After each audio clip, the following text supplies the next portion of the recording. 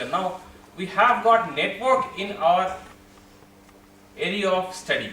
That means it's not a job of one man doing the entire studies, rather it's a group of people who can collect together, gather together and discuss knowledge amongst themselves. And communication technology in teaching and learning, this includes online learning, virtual learning, probably which we are doing now, that the class is experiencing the virtual class, distributed learning, so this same class can be propagated in different geographic domain, we can have a distributed learning environment, networked and web-based learning, probably we can have an internet-based study module brought into it, we will be talking about web-based learning. And fundamentally, they all refer to education processes that utilize information communication technology to mediate asynchronous as well as synchronous learning and teaching activities. Now, there are two big terms, asynchronous and synchronous. Anybody has got any idea about what is asynchronous? I mean, I'm asking simple English nomenclature for asynchronous. What do you understand? Anybody?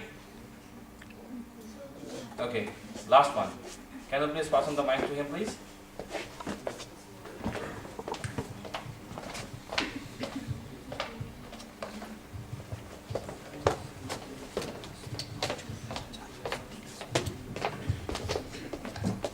Asynchronous and synchronous literally means. Sorry to interrupt you. If you can just identify yourself, because our class is not being able to know who is speaking. Okay, definitely.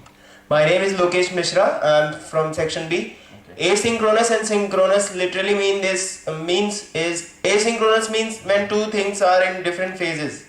They are not in the same phase, or you may say in the same vibration. Exactly. The things which are not concurrent. Yes. Simultaneous point of time, same point of time, and synchronous, just opposite of it. Opposite of it. So presently we are both the classes which we are holding now, both of them are experiencing synchronous learning. So had it been okay, fine, you are giving a very valid answer. Sit down, please.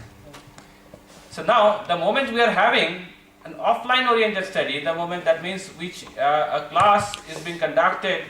Probably when this class is recorded and you get a CD with yourself, we are talking about asynchronous learning, because you can read the CD at your own leisure time. That's what we talk about asynchronous learning. Hence, the term e-learning would incorporate all educational activities that are carried out by individuals or groups working online or offline, and synchronously or asynchronously via networked or standalone computers and other electronic devices. Now, this other electronic devices has got, is catching up. This sort of learning is catching up. Probably you are aware of certain terms called podcasts, m-learning. So now, what happens? Suddenly there is one term, and again in e-learning domain we talk about, that is called a skillet.